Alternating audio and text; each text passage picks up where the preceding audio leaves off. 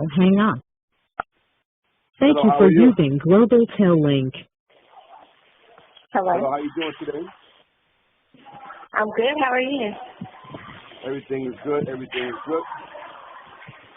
So I want to welcome you to the Vibe with John Vito show. Can Okay, you tell thank you. everybody your name, please? My name is Crystal Goins. How you doing, Crystal? I'm good. Okay, so I welcome you to the Vibe with John Vito show. You know, I'm doing a series on women that's incarcerated and trying to spotlight some attention to their crimes so they could possibly get like some clemency or some type of time cut or just some type of break, you know, because the law is like, the lawyers and stuff like that, the law system has been very bad, you know, throughout the years, and a lot of people fight people in prison, and women in prison and stuff like that. So that's the reason for you coming on the show. Okay. So can you tell everybody what you were locked up for? I have 4 first-degree murder charges.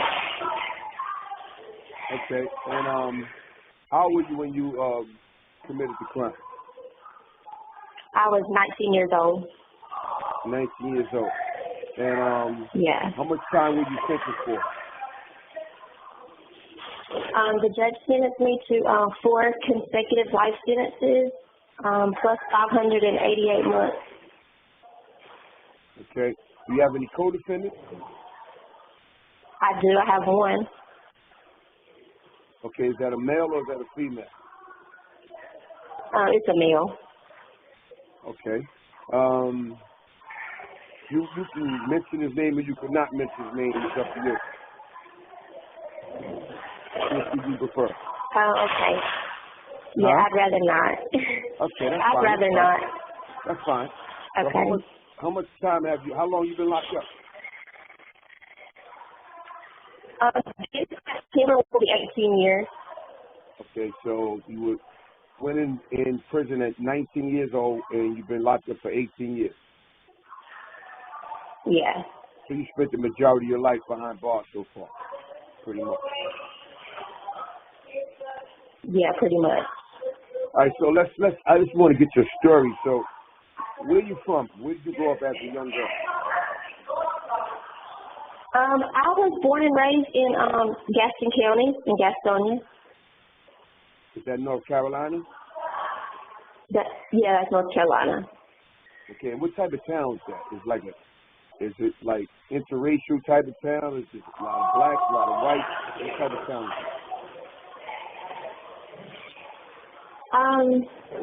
it? It's interracial. There's black and white.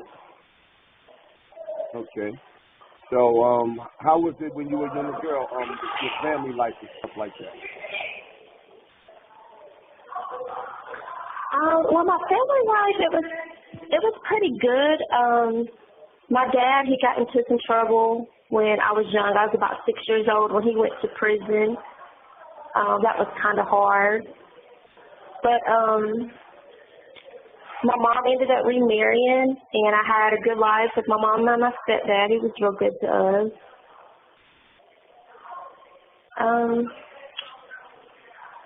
There were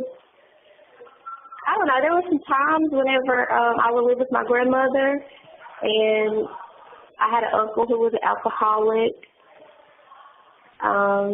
Sometimes my granddad was an alcoholic. I had to take care of him sometimes. I became a mom. I got pregnant at 14, so I became a mom like 2 weeks after I turned 15. So, I didn't have support from my mom and my stepdad, but that was still kind of hard raising a kid. School was pretty good. Like, I did real good in school until I got to junior high. 20 years old, I started acting up maybe a little bit. I started smoking weed and drinking, skipping school. I ended up dropping out in the 9th grade. That's whenever I had my daughter. I guess I had a pretty good life other than the whole drinking and partying thing and becoming a mom at a young age. Okay. So it's you could say it's pretty normal kind of life, correct? Yeah, it was, yeah, pretty normal. Yeah. So how did you start getting into trouble and stuff like that, or what got you in trouble? What happened? Well, actually, this was my first time ever being in trouble. But when I turned 18, I ended up, I left my little girl's father. He was addicted to drugs, and he was addicted to harder drugs. I like to smoke marijuana. But I ended up leaving him, and I went back home to my mom, and I would do the whole work and take care of my daughter during the week. My mom would babysit on the weekends, and she would let me go out because she knew I really didn't have my teenage years. I guess you could say they were kind of taken from me. But I ended up meeting my co-defendant, and we got into a relationship. And I think the lifestyle, it being so much different, like when I was with my child's father, I guess you could say we struggled because of his drug addiction. But when I ended up meeting my co-defendant, he sold drugs. So the lifestyle was different for me, and it was like I wasn't used to having what I wanted and having what I needed at all times. So I don't know, I guess a part of me became loyal to him because of the lifestyle he provided for me. And whenever the time came when he came up with this idea to, rob somebody, even though I tried to talk about it a bit, I still, at the end of the day, by me being loyal to him, I got me in trouble.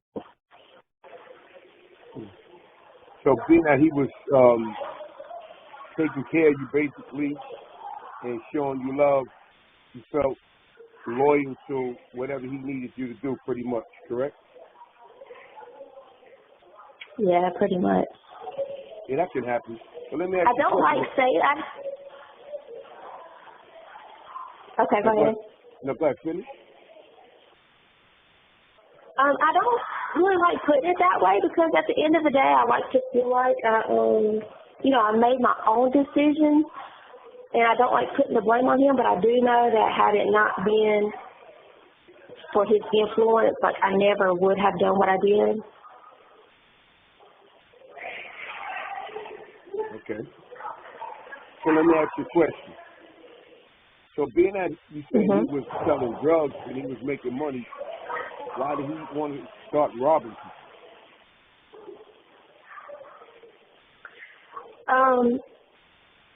That part I never understood. The only thing I can blame it on is my co-defendant he was a very greedy person. He was very greedy. And no money was enough money. So that's what made him start robbing people also. Yeah, but from my understanding, that had even started before me. So I think that's just something that he's done as far back as, whenever. But, yeah, he's a very greedy person. So how old is your co-defendant, age-wise, compared to you? Okay, so I was 19, and when I met my co-defendant, he told me that he was 28, but I didn't find out until later after we were arrested and stuff that he was only 24. So he was about 5 years older than me. Why do you think he lied about his age? I'm not sure why he lied. I don't know why he did that. All right, so what are you in jail for now? What is your offense?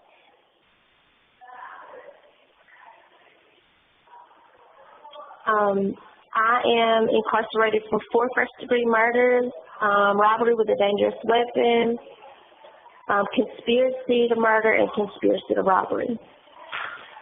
Okay, so can you walk me through it? How did it start? What led up to that? of what led up to my crime happening. Yeah. Okay. So my boyfriend, or my co-defendant, was at this house. He was selling drugs at this house, and he had ended up meeting this guy. And the guy had told him that he could introduce him to someone who he could get basically more quantity for a lesser price. So my boyfriend was like, okay, you know, he was willing to go meet Billy Collins, which was one of the victims. He was the guy we robbed. So they met him within like a couple days. And then when my boyfriend, I don't know, just one day he was sitting there, he was like, I want to rob Billy. So I was like, what do you mean? He was like, well, Billy is this big-time drug dealer. You know, when I went down there, I noticed, you know, he had lots of money, lots of drugs. So, I don't know, I kind of blew off, you know, what he was saying at the time, but he kept talking about it, so I knew it was kind of serious. So I tried to tell him, I was like, I don't think that's a good idea, like, whatever. So, the next day, he woke up again, and he was like, you know, today is going to be the day that we rob Billy. So he kind of, he told me that he just wanted me to ride down there with him. He didn't, because his cousin, we went by his cousin's house, his cousin wanted me to stay at his house with his girlfriend while he rode down there with him, but my co-defendant was like, no. And he told me that he didn't trust anybody but me, whatever. So we ended up going down there the first time, and when we went into the house, Billy had company. So Keith ended up buying like a little bit of dope from Billy, and we left Billy's house. So we carried on about our day, and then a couple hours later, he was like, okay, we're going to go back down there. So we went back to Billy's house, and I knew that Keith had a gun on him. He always carried a gun. So I ended up going into the bathroom. When we got to Billy's house, we went inside, sat down, and they kind of talked business for a few minutes, and I excused myself to go to the restroom, and I tried to stay in the restroom for a little while thinking, okay, he's going to go ahead and, you know, rob this guy, and it's going to be over by the time I come out of the bathroom, and we'll just leave. So apparently while I was in the bathroom, the guy who initially introduced him came into the house, bought some drugs from Billy, and left. So when I came out of the bathroom, that's just when everything happened. Keith got up from the chair he was sitting in, and I remember Billy standing in the living room with his back turned. So Keith had walked up behind him and pulled his gun out, and he shot him in the back of his head. There was two girls sitting on the couch. Keith had ran over to them. They were screaming, you know, weren't really trying to get up and run. They were sitting there screaming or whatever, trying to raise their arms to protect themselves. He ended up shooting them both twice. They died. And at that time, You have 60 seconds remaining. So, Crystal, the phone's going to cut off in a second. Is it possible you can call me back so we can continue? Uh-huh. All right, so I'm going to hang up right now. Okay, yeah, I can call you right back. Okay, all right. All right. Okay. Okay. Thank you for using Global Tel Link. Hello, Crystal. Hello. Hi. Hey. So we left off at he shot both of the girls while they were on the couch. Okay. So after that, there was a fourth person. She was a female, and we didn't know she was there, but she ended up coming out of the bedroom, which was connected right there to the living room. So she came out, and Keith ran over. my co-defendant ran over and shot her, and we assumed that she was dead because she was, laying there, not moving or anything, and he went over to where Billy was laying and was going through his pockets and stuff, and as we were getting ready to leave, the girl who came out of the bedroom that he had just shot, she was moving and stuff, so he knew that she wasn't dead. So he pointed the gun at me, and Billy had a gun sitting on the table where he was sitting on the couch earlier. So he had told me to go over there and pick up Billy's gun and to shoot her. So I started crying, and I was like, I can't do that, I can't. And he was like, basically, you have to. You witnessed me killing these people, and I know that if you shoot her and kill her, basically, I won't tell on him because, of course, I'll get in trouble too. So I shot her, and she died, and we ended up leaving. And he made me drive the car, and I was just, kind of in shock and just shaking. And he was saying that he needed to just, shoot himself, maybe in the arm or the leg or something, so he could go to the hospital. I guess basically making it look like maybe Billy shot him. I really don't know. So I'm just kind of screaming and crying, and I'm like, no. So after we left Billy's house, we ended up going to one of the victim's mom's house, and I guess Keith just acted like nothing ever happened. He went and talked to her and was collecting the money that she owed him. We went back to his cousin's house, and him and his cousin had left to get rid of the murder weapon, and he made me wash my hands in some OxyClean. We changed our clothes, and I assumed that we had got rid of them. But obviously, 2 days later, we were at our apartment that we had just rented, and my co-defendant was going through some laundry to put in the washing machine, and he came across his jeans, and they had blood on them. So he started taking a little straight razor. He was cutting the blood stains out and flushing them down the toilet, and then he went outside to throw the pants in the dumpster. So just a few minutes later, after he got back to the apartment, our apartment was just surrounded by the police. They had got his pants out of the dumpster. They busted up in our apartment and immediately arrested him. And I was in cuffs, but they told me that they weren't going to arrest me because they didn't believe that I played an active part in the murder, and that they had already had an agreement with the DA where they weren't going to arrest me. So I had to go to the police station and talk to the police. I basically denied everything. Keith was with me all day. This is what we did all day, and so they let me go, and I went to my mom's house, and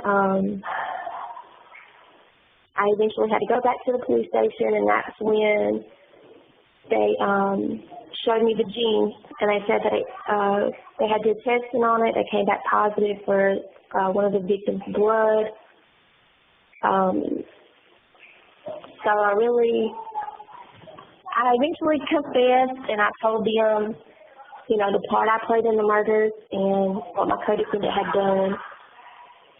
And after me and my co-defendant had just a little bit of communication in the county jail. We wrote letters a couple times, and he had basically was like, don't say anything to anybody, don't tell the police anything.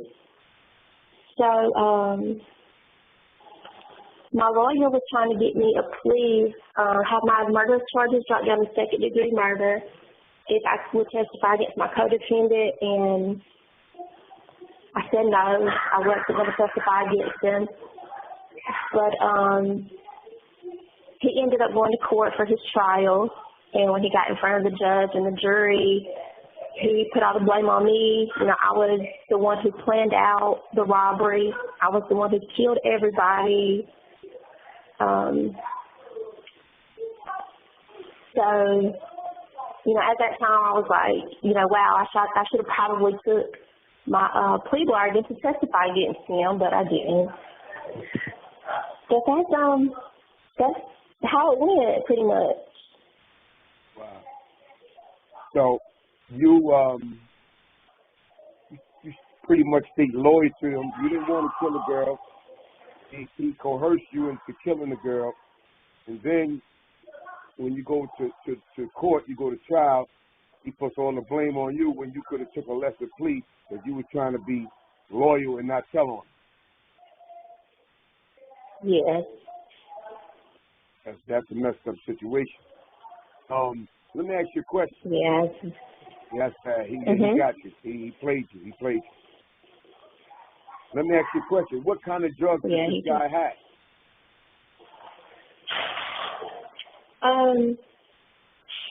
The guy Billy, who my co-defendant Rob. Yes. He had powder cocaine. Okay. And my co-defendant was buying it from him, you know, cooking it or whatever. Was he a Caucasian man?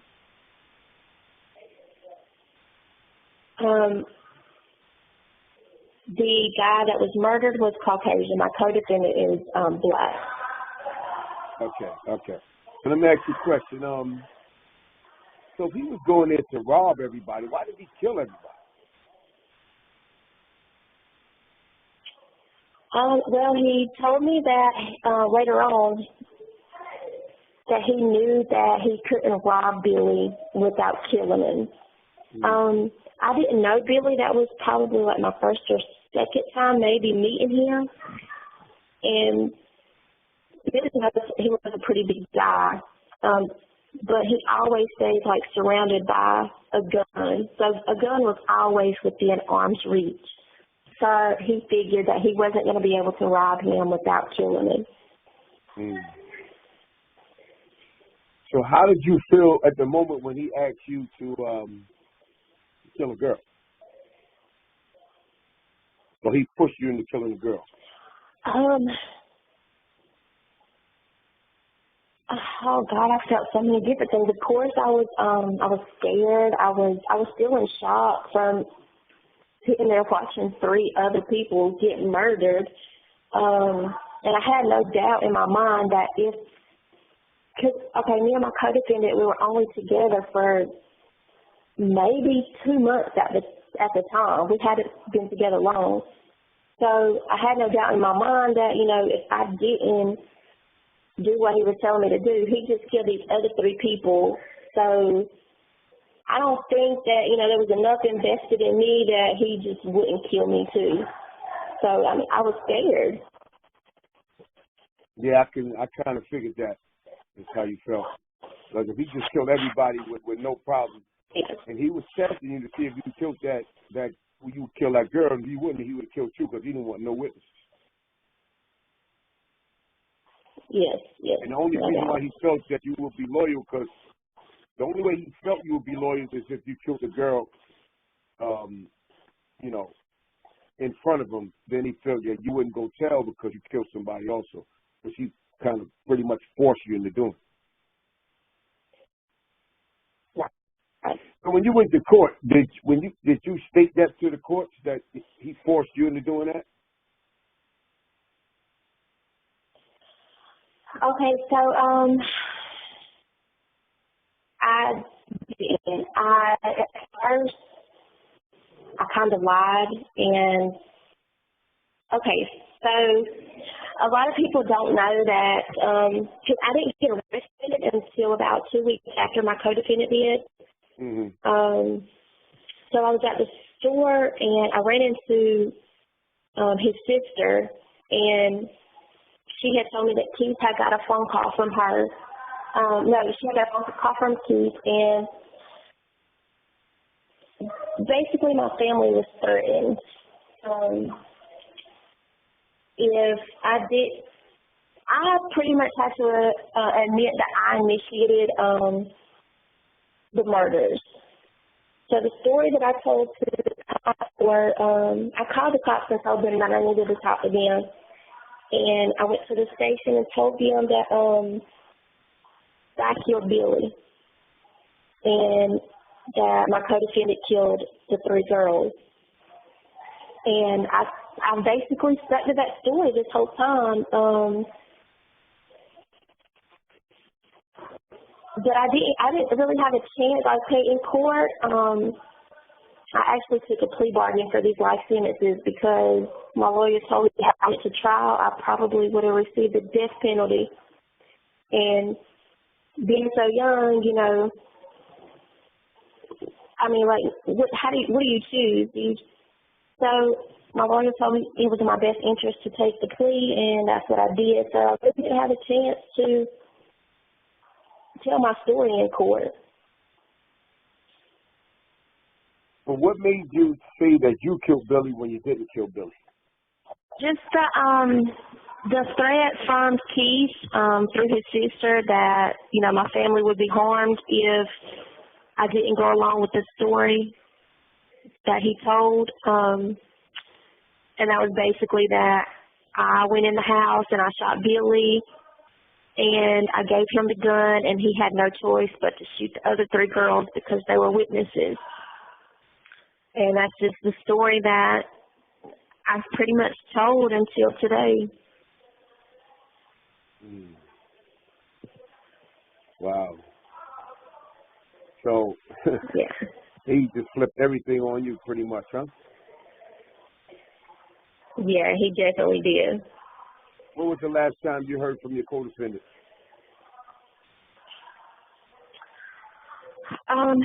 Well, I reached out to him last year.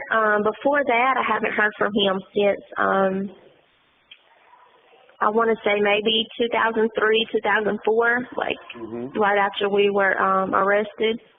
But I reached out to him last year, you know, just to see how he was doing mentally. I have ran into a couple of COs who know my co-defendant, and, you know, they were telling me about his mental health and stuff. And I reached out to him last year just to see how I was doing. He wrote back and asked me, was I trying to do anything with my case? And if so, if I needed any help, that he would help me. I'm really not sure, you know, how that would play out, but he offered. But after that one letter, we haven't wrote since then. So did you both get the same amount of shine? We did both get the 4 life sentences, but I have an additional that he didn't have. Okay, so you wind up getting more time. Yeah. Did you ever think about trying to go back to court and have your attorney bring you back to court and try to get the real story out there and maybe get less time? Yes, it's definitely been a thought. My only issue is I can't find an attorney who is willing to, you know, take my case and fight for me for the simple fact that I took a plea. And they all pretty much tell me that taking a plea, I admitted to my guilt, and that's why I overturned. You know, but I think that, you know, one day the right attorney will see my case, hear about my case, and, you know, they'll be interested. What have you been doing to find attorneys? Has your family been supportive? Yeah, my family, you know, they contact lawyers. A lot of the females here, you know, they'll give me names of attorneys, and I'll call my family, and they will, they'll speak with them. By my case being so high profile, lawyers are pretty much asking like $250,000 to, even take my case. Mm-hmm.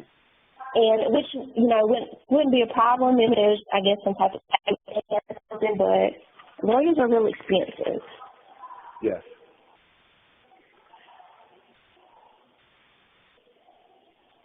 So how are you now? How am I now? So how old are you? Oh, how old am I? I'm 37. 37. Okay. Yeah.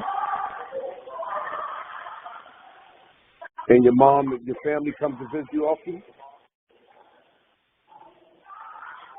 Yes, they do, but the prison has, we haven't had visitation in probably about a year now since the whole, coronavirus pandemic. Yes. But they, before then, yes, they come and visit on a regular. We talk on the phone on a regular. Is your mom and your pop still alive? My mom is still alive. My father is deceased. My dad passed away in 2007. So who raised your daughter? Where's your daughter at? My mom and my stepdad pretty much raised her.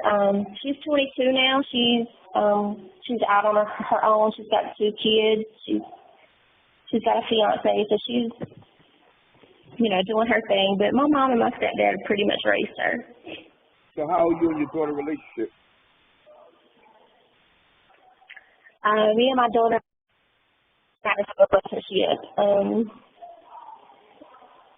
Even when she was younger, like as far as her losing her virginity, the first time she smoked weed, like I'm the first person that she confides in about, her secrets or whatever. But we have a great relationship. Good. And she wishes you were home, doesn't she? Yes, she does. Especially now that she has 2 kids. Yeah, she knows how bad I want to be there to help her with my grandbabies. All right. So what it sounds like to me, you need to keep on the search for getting some type of attorney to listen to your case, because obviously you killed someone and you got to do some time, but you shouldn't have to be doing all the time that you've been sentenced for. You took the time for this guy, then he flipped on you, and that's not a good thing, so you got to keep fighting for that, because the time that you got in, if you win it, and, probably have to do some more time, you'll be able to come home and get your freedom back and spend time with your family, Yes, definitely. So that's what you should be pushing for. But this interview, when I finish the interview and when we put it up and stuff like that, it's going to gain some attention to your case. So hopefully with an attorney or someone that knows an attorney, take interest in your case, and you might get some help. Yeah, that'd be great. That's my goal.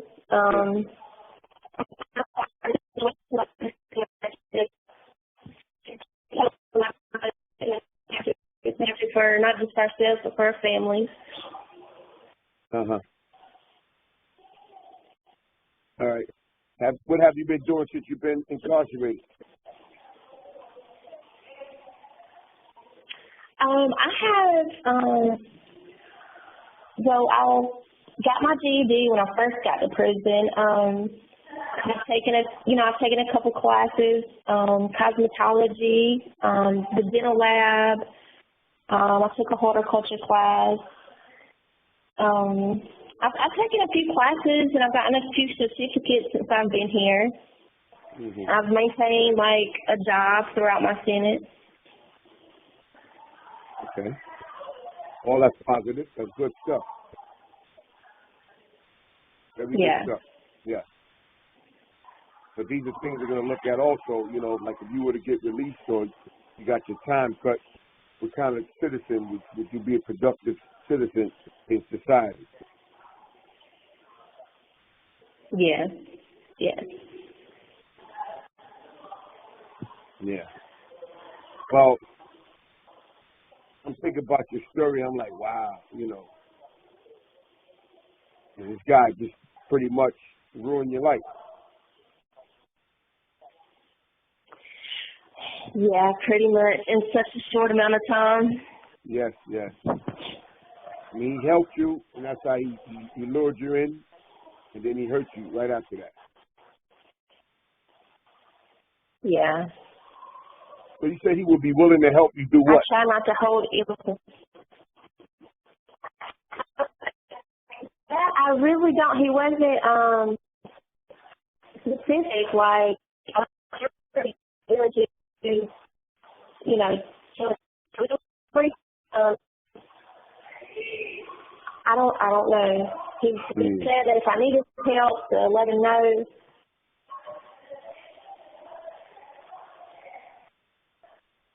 The only thing I feel he could do at this point is make some type of statement about what really happened.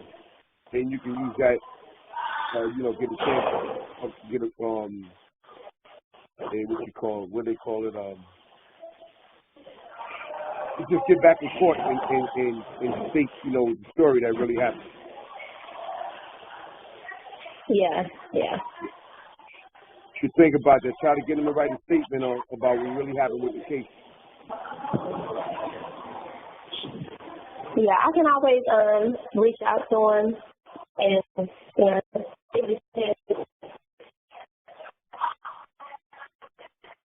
Well, let's think about it. The amount of time that he got. The amount of time that he got is not going to change. So if he, you know, to help you to get less time, you know, after he pretty much ruined your life, you know, that's what he can do to help you, you know? So yeah, I feel like that's the least he can do. That's the least he can do, right? Yes. Yes. Okay, Kristen, so I want to thank you for coming to the show. You hear me? Okay, thank you for having me.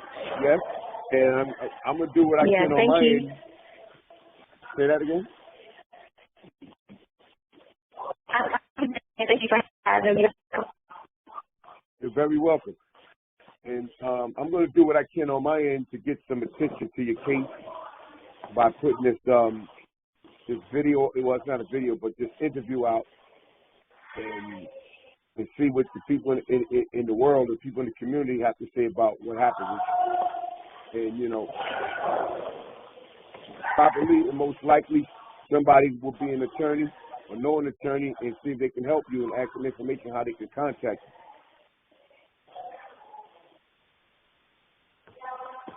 Okay, that's great.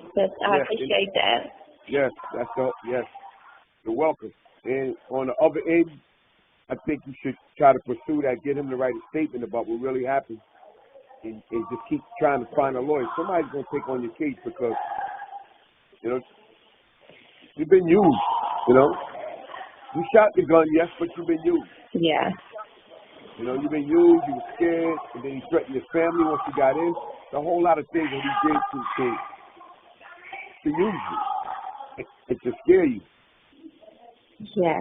You deserve some time, but you don't deserve that amount. Did. You know?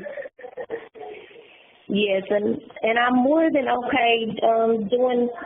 I mean, I'm okay with doing my stuff. I know that, you know, what I did was wrong and I deserve to do some time, but I don't feel like I deserve to do what the judge sentenced me to. And you see what you just said to me? That's what you need to stay focused on. That right there is what you need to stay focused on. Yeah. Don't even think about anything else. That statement that you just made is what's going to be your drive and your push to get less time.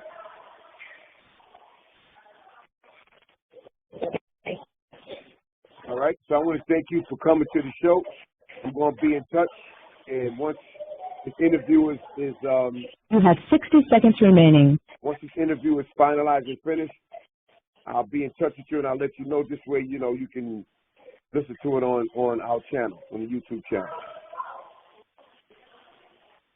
And you can have your family listen to it and they can share it and move it around for you. Okay?